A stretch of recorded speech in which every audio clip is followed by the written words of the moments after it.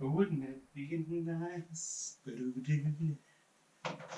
All right. Well, drinks with the DM means we're gonna make a fun drink. So, because I want to share how I drink with all of you, I make a nice tequila sunrise. So, shot of tequila going in. I made a mess. I always put extra because I have a high tolerance for alcohol from years of drinking. So, naturally, put a lot in there. Tequila, some orange juice.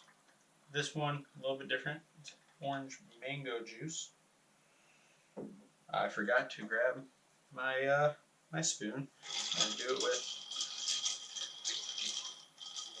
a little stir. And then for the sunrise part, here we go, a little grenadine.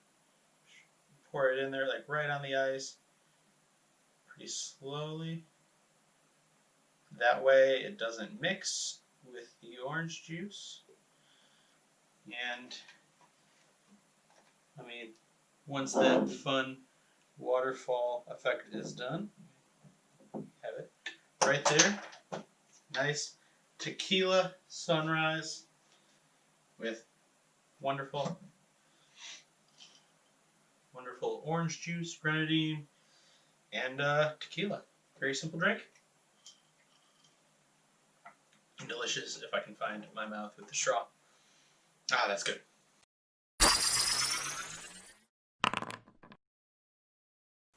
Welcome back to Roll and Review, where we talk about all things nerdy and awesome. I'm Jim, and I'm your Dungeon Master today for Drinks with the DM, because I'm the forever DM, so I'm the Dungeon Master. Yay! In my wonderful little basement bar. So, today we're talking about the feel of a boss fight.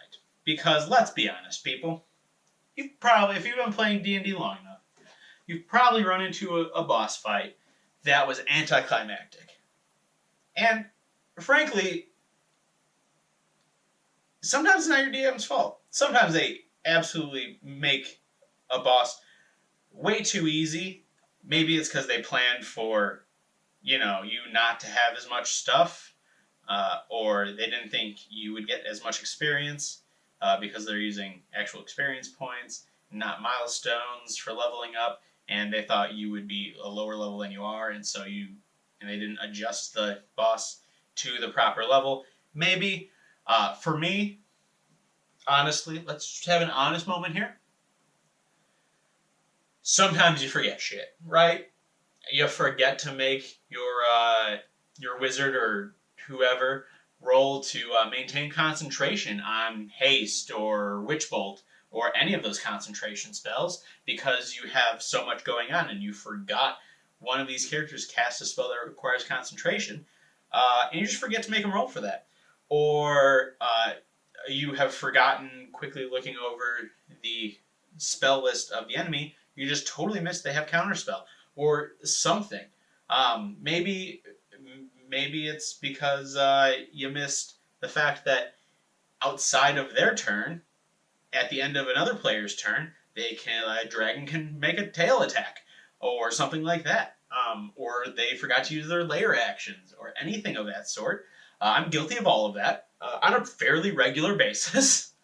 Also, not making your wild magic sorcerer roll for wild magic with spells of first level or higher. Guilty of it.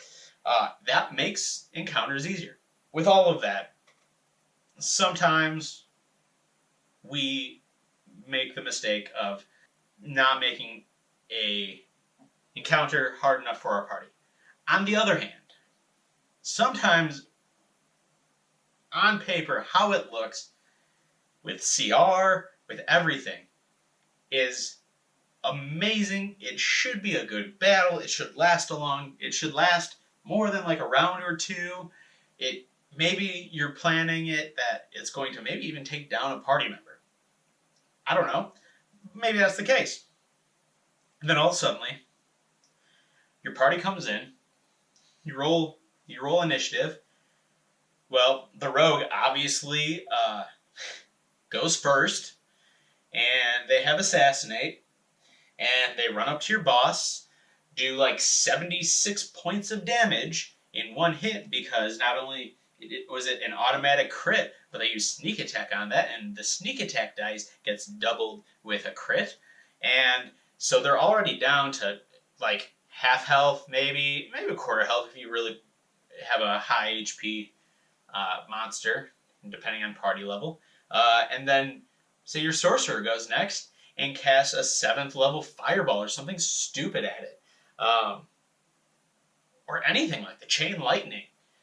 Any of those ridiculous spells, especially at like 7th, 8th, or 9th level, is gonna mean a bad day for your boss and could end up dying in the first round. Maybe it gets to the second round. Who knows? I'm not going to say that's on the DMs, honestly. One, sometimes players get lucky with rolls, and they succeed every saving roll you make them roll, and they're only taking half damage at most, or if it's a status thing, like trying to inflict blind or deafness, it just doesn't happen. Or maybe they rolled fantastically in their attacks and got nat 20s. Maybe you couldn't roll your attacks. You were getting single digits and ones and all that, and they're a good party.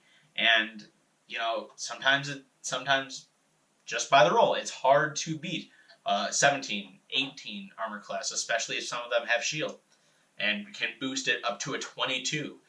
Fucking Alex. That's really no one's fault, in my opinion. The dice are what the dice are, and your players played it well. Good job to them, but we can plan around that. So that's what I had to learn, and why I got the wisdom I did. And not as someone gave me the wisdom. I did not come up with this. But if you want the party to feel powerful, make them fight one thing. If you want them to be scared for their life, make them fight a bunch of things. Because it's all about action economy, which is how much the party or the individual player can do on their turn. And if you put them, 1v4, 1v5, 1v6, depending on how big your party is, the players have the major advantage because they can just do more stuff. They have bonus actions, they have their actions, they're moving around, they're forcing the boss to make and you, the DM, to make a decision which one to attack, which one makes sense. Sometimes Dungeon Masters just kind of meta it and before they see a spell, that looks like a cleric. Power word kill. Okay, now that I've dealt with that, we're going to move on. I tend not to do that, but that's up to you. Action economy is so important in 5th edition that you need to make sure that the enemies can do a lot of things, probably at least at the start before the combat starts. I would say at least the same number of things in a round to keep the party on their toes. If you have a really strong party, you might have to do more than that. It's about finding a balance of big bad and little things. So in a boss fight, I want them to feel powerful, but I don't want them to feel invincible. I don't want them to fear for their lives. I'm not going to throw a swarm at them. But yeah, I'm going to have the big bad. I'm going to give them a handful of henchmen so that maybe the big bad can't cast counterspell or something like that, but one or two of the henchmen can. And that's going to divert some of the players' actions away from the big bad to those who can cast counterspell or who can counter their attacks with their own big attacks and spells, or who can counter with basically buffing and debuffing. It's going to make them spread that action around the battlefield and not just focus on the big guy, because if you let them focus down the big bad, they're going to feel way too powerful and invincible, because if all it takes is a round or two of everyone just ignoring anything else, if there is anything else in the room, just to take down the big bad, and then it's basically resolved, they're going to do that, and then it gets boring. I mean, maybe your campaign has been going on for 6 months now, and they killed the big bad in 2 rounds, and is that it? Is there another big bad? Is there a twist? maybe just throw a twist in there if that happened to you. But that's the thing. It's all about finding that balance between a singular enemy and a lot of enemies. So that's basically the whole point. You need to find that balance. It's up to you. It'll take some time. You have to learn your party. You have to learn what they can do, what they're good at, what they're not good at. Take advantage of the things they're not good at. Don't ignore the things they're good at so they don't feel like they can do anything well. Have those things definitely in there for them. But learn how your party plays, how strong they are, especially through the encounters coming up, how well they manage their resources with spell slots and action surges and all of those things that you can only do once per long rest or once per short rest. Learn all that and adjust that final boss and who's around that final boss to get that balance between the one singular bad guy and the swarm that wants to murder them all and probably will. Meet somewhere in the middle. And you'll find that the big bad fights, while challenging, are going to be way more rewarding because they actually thought there was a possibility of death and not just, oh, after sneak attack, 5 attacks from a monk, and crazy spells from the wizards and sorcerers, it's dead. So that's it. Just find that balance between the one and the many. And we'll see you back next time, maybe with a different drink. And maybe this just turns into me showing people showing Dungeon Masters how to properly drink.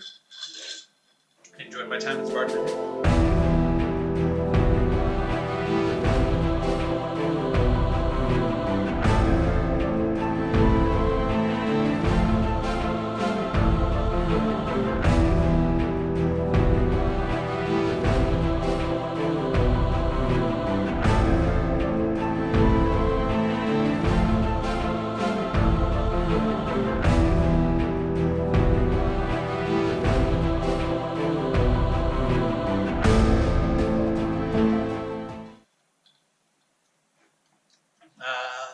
Have a good day. I'm gonna go get drunk. This is quite strong. Yep, that's strong. Oh.